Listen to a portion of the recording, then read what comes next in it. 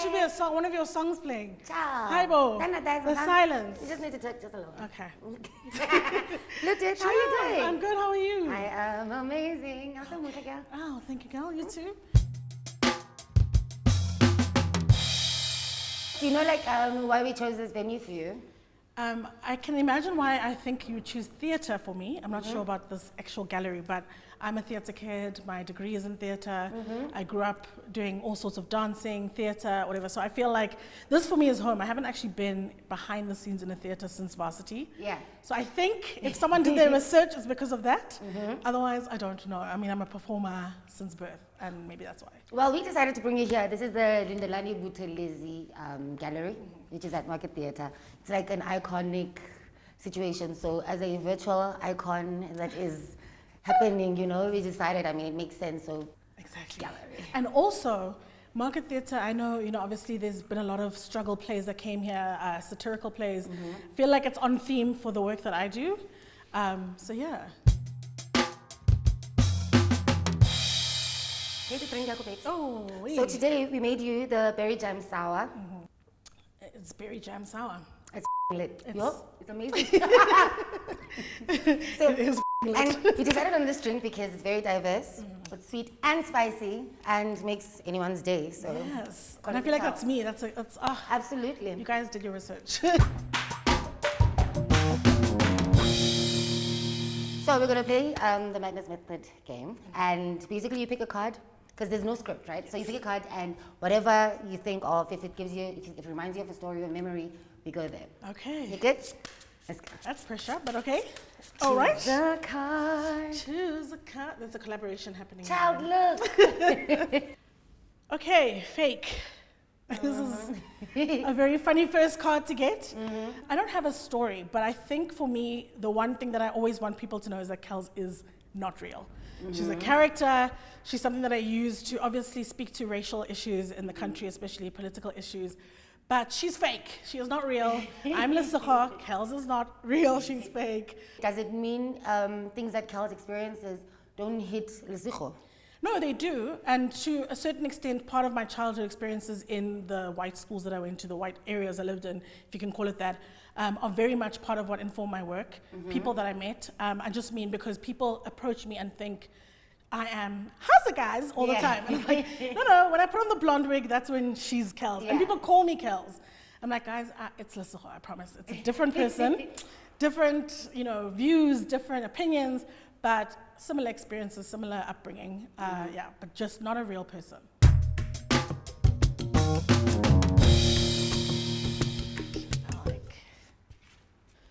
When in doubt. Okay, so I'm always in doubt, especially just before I post a video. I'm always like, I don't know if this is going to hit the way I want it to hit. I don't know if people are going to like it the way I want them to like it, or take from it what I need them to take, because there was a point to me where Kelz was becoming a bit gimmicky. Especially when you work with brands, it's very difficult to fully use Kelz the way I want to use her, because there's all these, please don't be too racial, too hectic, too. Yeah.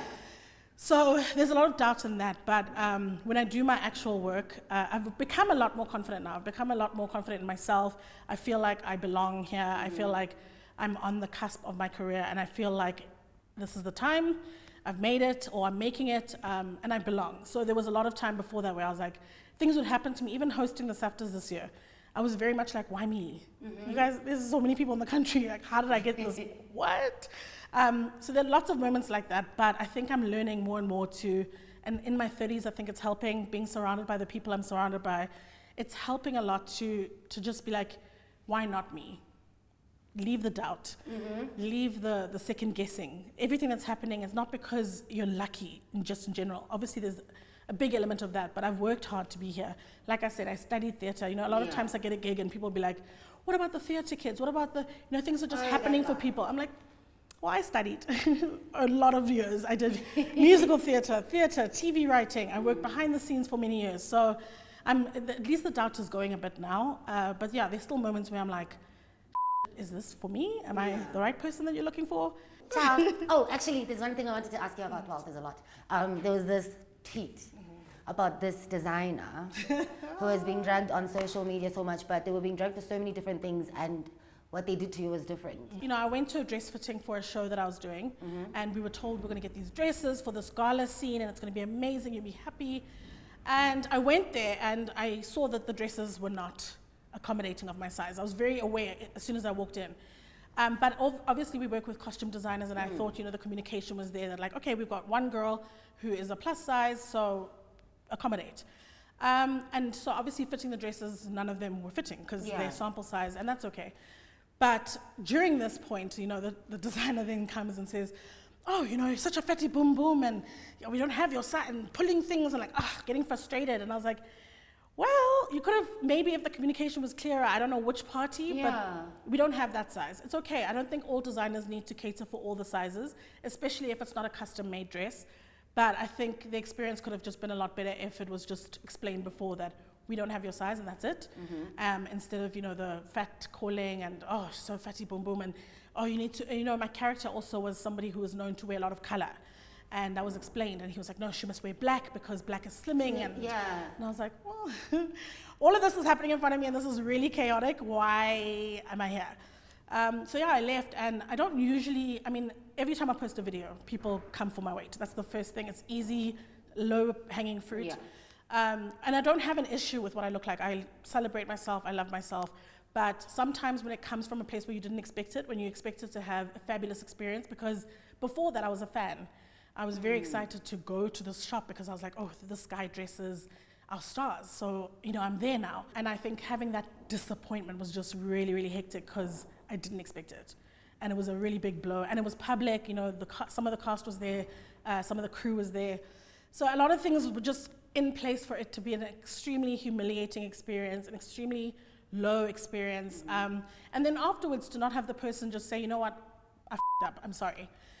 And just deny it and then gaslight me, and then, you know, it was just coming from all angles. But at least, you know, my experience wasn't solo, because I did have women reach out and say similar things or other stories that were even more hectic. So for me, it was just, okay, I feel validated at least, because the gaslighting that's coming from this person, the non-apology, you know, it could have really been sorted in one day had he just been like, I really am sorry.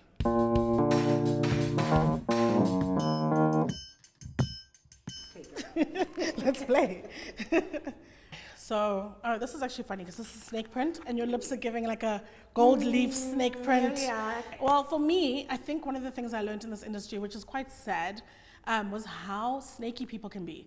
I mean, me and you've had conversations off air about this, but just the work that I've been part of sometimes has just introduced me to the fact that people don't really have anyone's back, and people aren't really that nice in this industry. And I think I come off as naive, and I think I am naive, because my thing was everybody wants to just put a good job together and everyone's just going to be nice.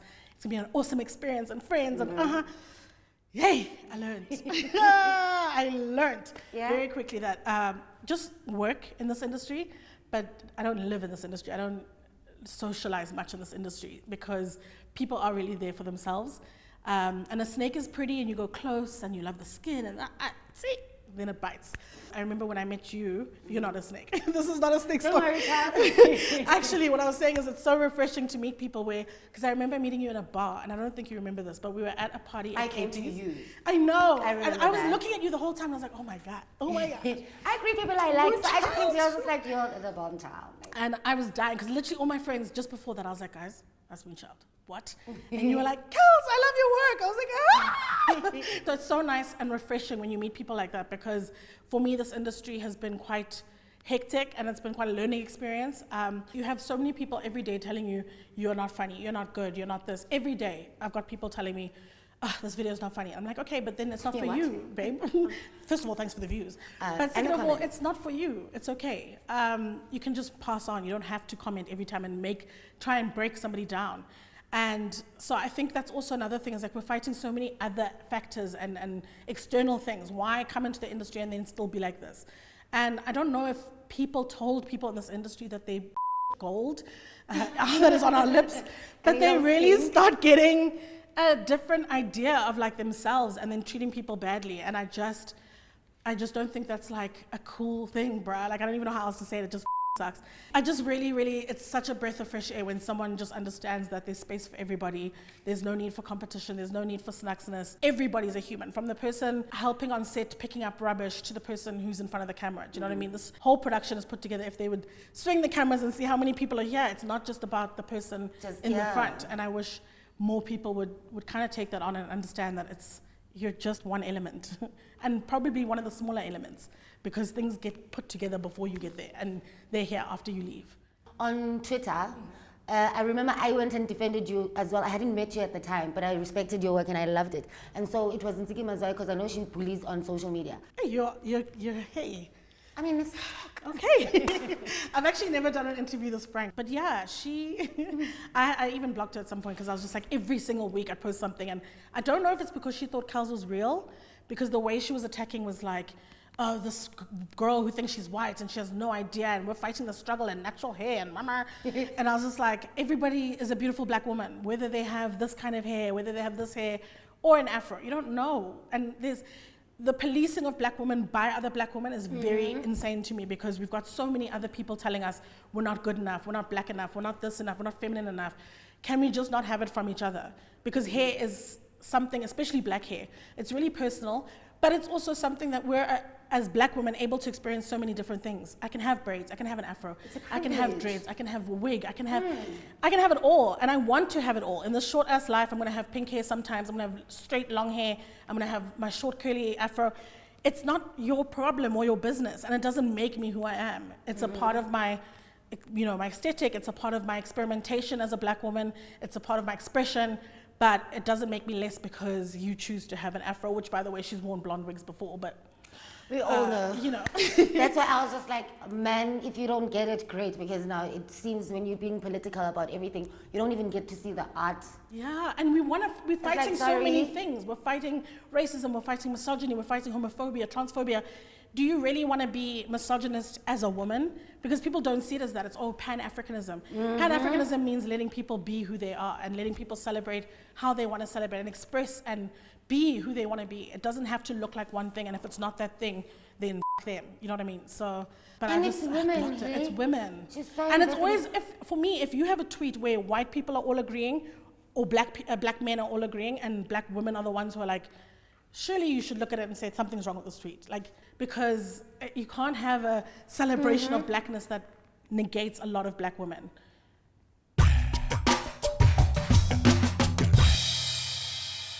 Let me choose in the middle. Gosh, can one be like cute?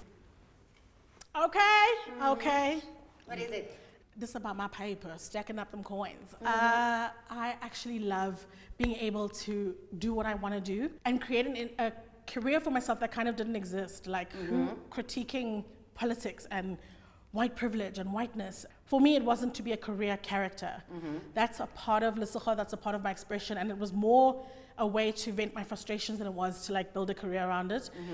So I'm so grateful now that I get to take off the mask, take off the wig, and people care about Lesego and what I have to say and what I want to do, and want to work with that. So most of what people deem as hobbies, because even when I was in varsity, my parents were like, become all Yeah, day. you can do the hobbies fine. Acting on the side. But at some point, we all got together and it was like, look, this is something you've been talking about since birth. Clearly, it's what you want to do. You know, if you're a lawyer, the road is pretty clear. I mean, obviously unemployment is big in South Africa, but you qualify, you get a job, that's it. Just because you qualify as an actress doesn't necessarily mean you get to be an actress or a presenter. So it's so nice to be able to do what I want to do and make money from it and have a sustainable career so far. Mostly also not even having to sort of compromise myself. Me, I came into the industry being very vocal about issues that matter to me, issues that matter to people in South Africa, whether it's racism, whether it's whatever, and I'm very vocal, and it hasn't blocked my bag so far. And this, you know, there are officers I don't know. But you know, if it's blocked, it's not for me.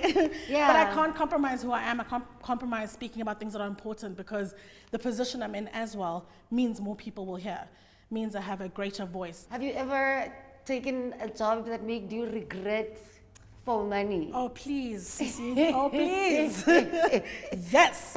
I'm obviously not going to cut the hand that feeds me now. Of course but not. For sure. Like, there's no way in this industry that you just always going to be happy with what you do. I think even for me, especially the things that I've done, sometimes brand collaboration wise, in the beginning of my career with Kelz, if we're going to work together, she must still be able to speak about race. She must still be able to speak about politics, how I do it, because otherwise you're just using me as a normal influencer, which I'm not, you know, and then it kills the essence of who I am. Yeah. But I mean, many times.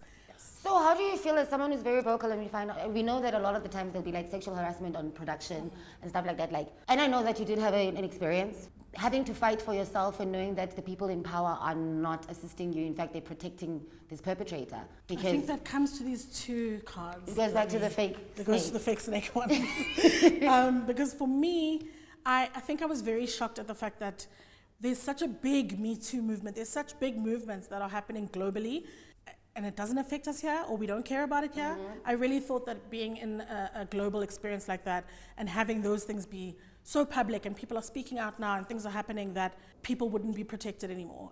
That's been really, really hectic. And it's quite I mean, for me, mental health, I've never really struggled with, serious issues like depression, but I've got really, really, really hectic anxiety. And going to a situation that exacerbates that, where people are not protecting actors or presenters or whatever it is because of somebody else and protecting that person instead, really, really killed me this year. Because I can't, as a person, be a person who's vocal, and yet I'm being told to shut up at every moment, and I'm being told that that's the way the cookie crumbles. I'm just like, wow, you guys are on the wrong side of history. And one day, when people are ready, when people feel strong and feel empowered, it will come out, and it will be the wrong side of history. And it's such a pity that you chose that side. And how do you think that now, if another kid is coming in, they know these situations, and not a lot of people come out about them because they kind of get blackballed? People who speak up the most get blackballed. I mean, I remember at some point there was a production that I was working on, and I was called an instigator for speaking up about things, and I became more silent and I became more withdrawn about speaking out about things, and that for me was part of what added to my anxiety and to my real deep sadness, is being told that I cannot be myself, because being yourself is worse than what other people are doing, which to me was worse. I think that's the other thing actually I wanted to say, is that sometimes when people call out celebrities for not speaking out, I actually want to say, guys, you don't even know what happens behind the scenes as to why people won't speak out. It's not just because they don't care. It's because very often it is linked to an executive producer or a boss or whatever, a brand saying, shut the up.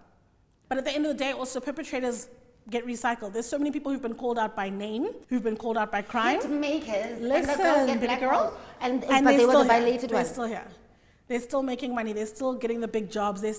So actually at some point it even feels like, why must I speak out anyway? Because I'm going to be the one who's going to struggle. You're the only one who's going to struggle.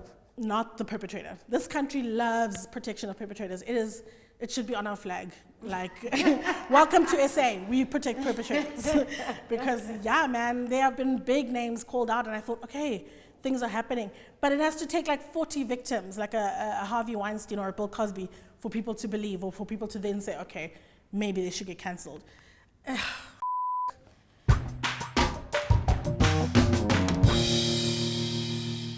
This is too good.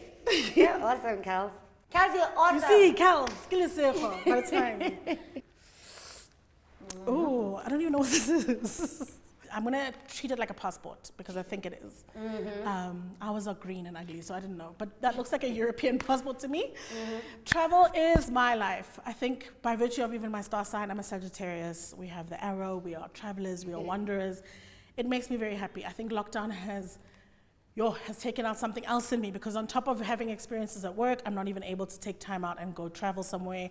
I mean, I've taken local trips now, which is really nice, but a big part of my life and my mom and how we connect as a family is by going to see nice places and travel and just getting new experiences. I think living also in London helped open my mind. I think before I left, I was very much a bit shy to put myself out there, because I thought, what if people laugh at me and not with me? Or what if people tease me or bully me, or whatever the things that have actually been happening anyway. But I think living in a space where everybody was a YouTuber, and I was in London 2011 to 2014. So this was before YouTube was really big in SA. But on weekends, people are out there shooting content. They're out there putting their stuff out there, and they're not shy. They're not embarrassed. They don't care about abantu bazothini. They don't have that syndrome there. And hustle spirit, and just, we're going to make it. We're going to be something. So my studies in London, and I had a little summer course in New York, really taught me to put myself out there and just not worry about what people are going to say, because they're going to talk. Anyway. You know your best friend Beyonce, people speak about her too. I know, People child. speak about Moonchild too. No matter how great you're doing, there's always that faction that, because people were born to hate, people are born to tear people down, they're not doing much, they got time, they got nothing but time, sweetie, because so I just feel like, for me, those experiences overseas taught me that you don't have to have everybody like you, because they're not. Nobody has everybody like them. My favorite comedians, my favorite celebrities, they have haters. They have people who want to just tear them down and say, you're not funny. So those experiences overseas taught me that, like, first of all, the world is much bigger than huge Twitter or South Africa or people's opinions. It's huge. And so why am I going to let the opinions of this affect where I want to go? So, before we play another one, I feel like we need the top up. Refill. Yeah. Khata, can we please have a drink? Why did you laugh? What? Khata. I'm excited to say it's Khata for the day. That's good. Any memories, anything? Nothing. XYZ. Oh, offline conversations online. Wow. I hate you with all my heart. Cancel what I said about Moonchild. She's negative. China must know. Thank you, Yo. Especially because you're not on Twitter a lot now. So I'm not on Twitter. I hate everyone. Okay, so let's play another one. It's royalty today, huh? Babes. Let's play Child. I wonder what is coming next. I'm ready, because like, oh my God, your stories, your experiences. Let's get a Child. Just keep taking from the middle. Talk to me, Kelz. Glass of water or vodka, depends on your vantage point. Give me a spirit. I'm actually a very, very, very big optimist. I think that's one of the things that's helped me sustain a career where people have nothing but negative things to say. Sometimes, for me, it's always, that's okay. Like, the sun will shine. I think I've always been told, or people get so surprised, like, why are you so positive? And I'm just like, because life is awesome.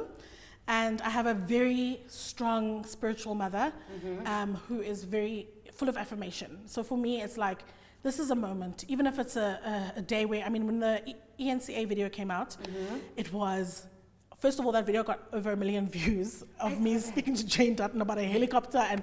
But you can imagine, like, 900 and whatever thousand of them did not know who I was and what was happening. So it was just a barrage of insults and it was hectic. And I was like, oh, okay, Mom, I'm not doing this anymore. Thanks so much. I apologize for the whole acting thing. I'm going back to school. I'm going to do a PCOM. And she was like, no, do you know how much satirists and people like this dream of a viral moment? There's no such thing as bad publicity when you're a satirist. What you're doing is stirring the pot, getting these kind of reactions. This is a dream reaction, actually. Take it and flourish. So I think every time for me experiences happen, I'm always like, how can I use this to be better? How can I use this to make my career, my life, my friends' lives, my family's lives better? I've never seen you post anyone that even looks like you're dating. Do you date? I date. I date, girl. What? You can't just sit at home and not date. A little birdie told me that mixologist's name today is... You know what? A birdie didn't tell you anything. A birdie didn't say nothing but a thing. You better stop. You better stop. I stopped. But I do date. It's as complicated now. No, you know what? They had this thing where it was like, there's scouting season when you're looking, then there's the playoffs, then the playoffs lead to like the finals, and that's cuffing season. So I'm in the playoffs right now. Do you know like Steve Harvey and the 30-day rule vibes? 90-day rule, and I don't... Oh, I said 30! That's you. No, I do know that. I think it's absolute nuts. I think you sleep with people when you're both comfortable, when there's consensual, when you both want to. I don't think sex is this thing you give to men. I don't think, when they're like, oh, you popped your cherry or you gave him your virginity. Everything is so serving. In a heterosexual situation, it's always serving the man, giving. No, I'm getting. Yes, child. I'm getting. So when I want to get, I get. And when it's consensual and we're both in a comfortable place, if it's one day, if it's 90, it doesn't matter. Because a person who wants to disrespect you, my sweetie, will wait for day 91 to do it. Right. What's the point? This thing of like, he'll respect you more if you wait. No, a person who respects you, regardless of when you have sex. If you have respectability politics issues, so if someone has a situation where they only respect you then they don't respect you. Like, it has nothing to do with my vagina and when I give it to you. And like, please, if I want to have sex on the first night, I will. And I sometimes do. Are you into peanuts or like hazelnuts? Like, I don't know what the question is. Peanuts are very small, and then the hazelnuts are like big. Yeah. Okay, Which so nut are you actually, into? on my Instagram recently, I've been having conversations with, so like I do a series on sex and sex toys and female pleasure, and so I've been doing that a lot this month, and having conversations about sex toys especially. Did not know how many South African women don't explore themselves sexually or feel like it's so crazy, and like all their husbands, because again it's mostly heterosexual situations where people will be like, don't bring a third party into the bedroom talking about a toy. And I'm like, guys, if you don't know how to make yourself come, how are you going to ask him to do it? How you threatened by a plastic also child? Girl, and it's a completely different thing. Like, it's a completely different thing. It's not a competitor, it's a collaborator. So please, together with it.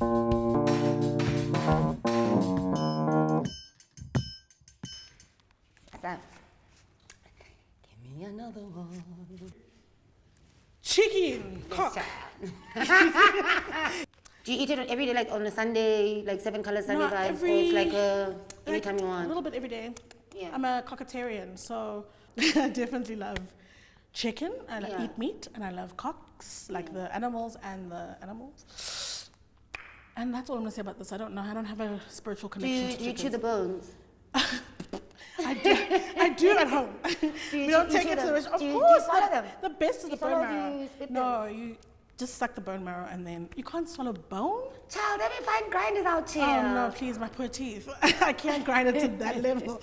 Ashes to ashes, dust to dust with the chicken bone is not my portion. Just the young of the bone marrow, and then we're good. What's the worst experience you had with in your cockatarianness?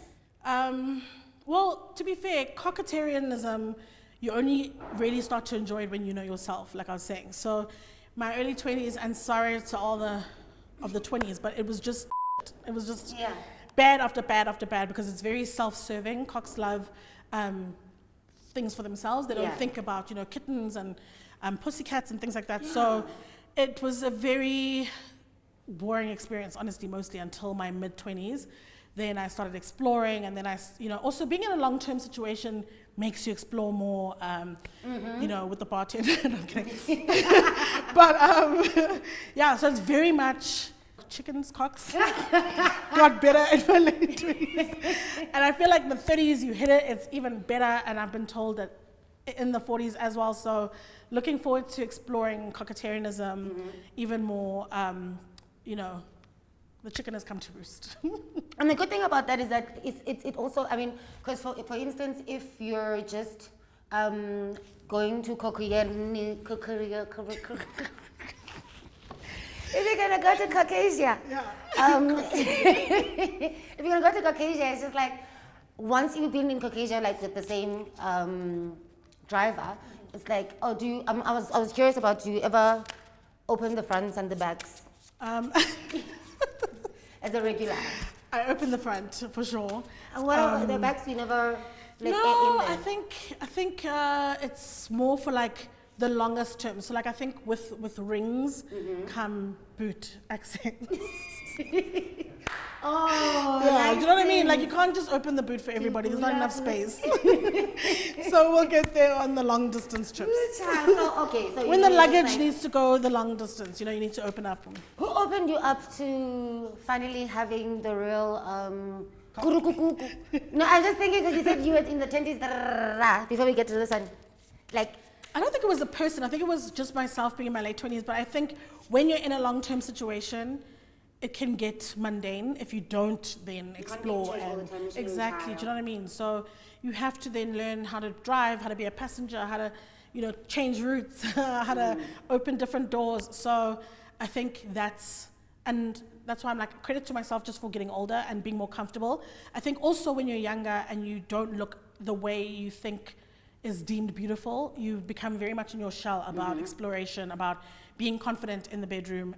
So getting to a later age and being like, actually, this is me and this is fabulous and this is, if somebody is there with you at that point, they know what you look like. You don't have to switch off the lights and try to do this and try lie down and try make the angles work. They know what they want. They know what they came for. They know what you look like.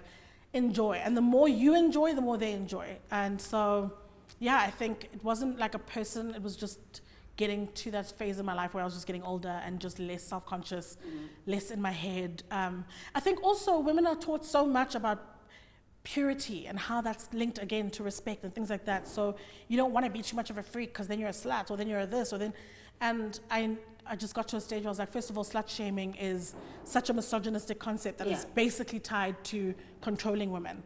And once I let go of all of that as well, I was very much just like, me being a respectable artist and a respectable person and a pioneer in certain spaces doesn't take away from the fact that I'm a woman and I have body and I have, you know, feelings and whatever, and I should explore them happily so with as many people as is safe. Yeah, and it doesn't change the other side of me. Can't get another one. How you feeling? I'm feeling good. But guys, this looks like an iPhone case. Well, my career started with my trusty phone. It actually wasn't an iPhone at the time. It was a very different phone.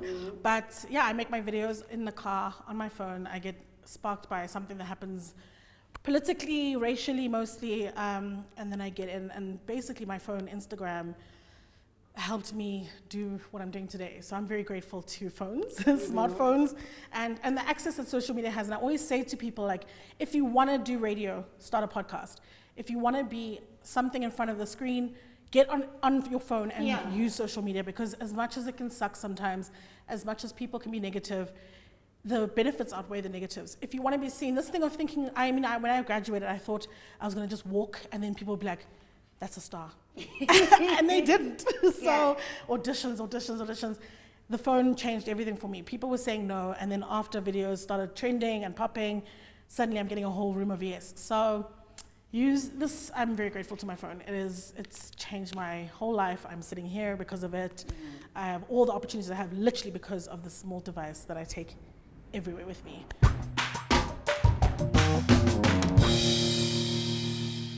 Let's go, another one.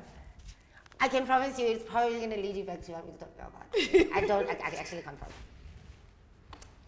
What is it? I actually used to struggle myself with apologies, and I feel like part of the human experience of getting older is just sometimes you have to humble yourself and just say sorry. You know, like I even spoke the other day, I tweeted something like, the thing of saying, I'm sorry for how you feel, or I'm sorry you feel that way, it's such a passive-aggressive non-apology. And I'm just getting to a point where I think, more than anything, because I don't believe in cancel culture, I don't believe people get cancelled anyway. Yeah. Because, so a sincere apology, a sincere look at how I can be better, a sincere look at, okay, how can I now use my position and my mistake to then be better? Because I've had moments, even in my life, where Kelz has helped me with my own classism, with my own privilege, with my own, because as much as I want to be a champion for all these issues, I come from a certain place, I come from a certain vantage point, I have certain experiences, so I don't know it all. I don't always have the right answers or the right thing to say. Sometimes I'll make a mistake, or sometimes my privilege will show up,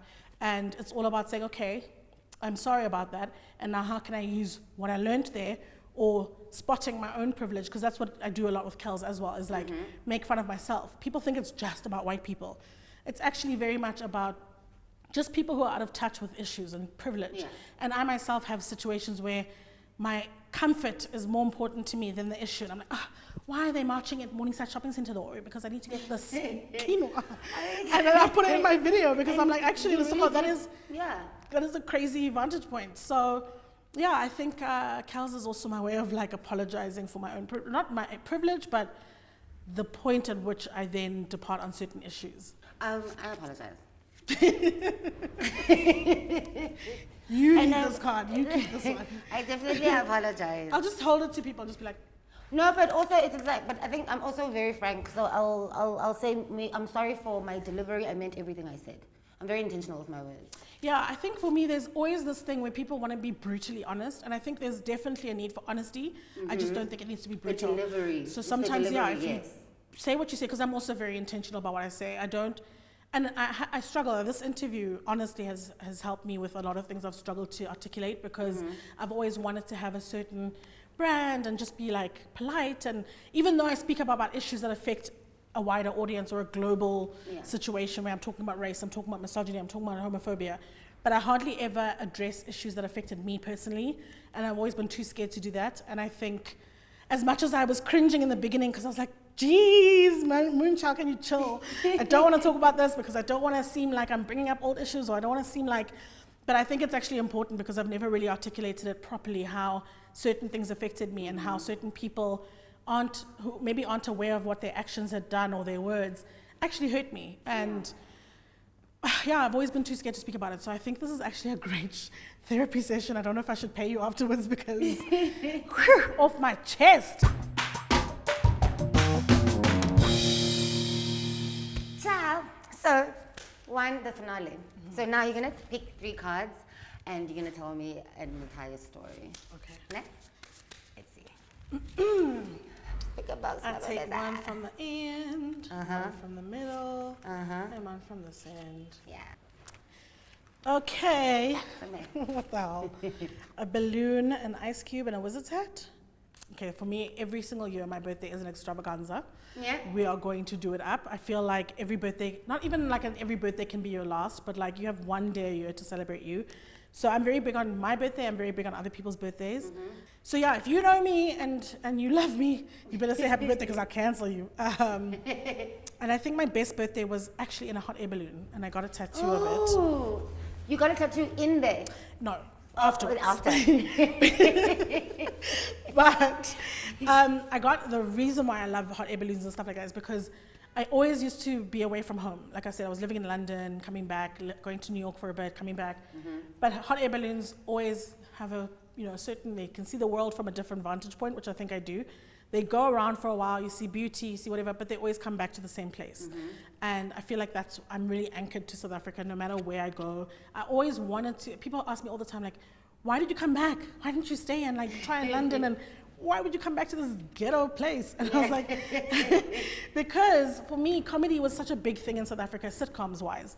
In the 90s, we had Suburban Bliss, we had, Pure Monati, we had Growing Up, we had Madam and Eve. We had so many great sitcoms and comedies. And right now, everything seems to be quite saturated with reality and telenovelas. And those are like the only 2 kind of stories we get here.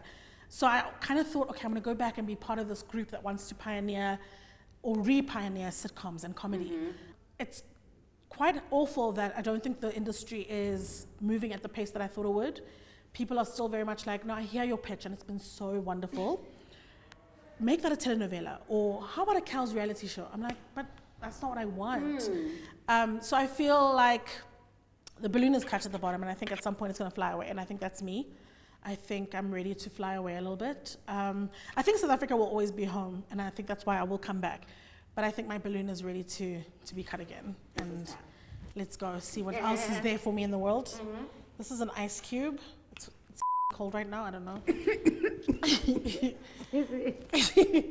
And the wizard's hat. I don't know what to say about this hat, because it's a witch's hat, but it's also sparkly and pretty. And I think as women, we are so afraid of being seen as the witch. And I think that's what I was saying to you about this whole conversation, is that for me, it's brought up a lot of conversations I didn't want to have because I didn't want to be seen as somebody who's just witchy for witchy's sake, like some people have been.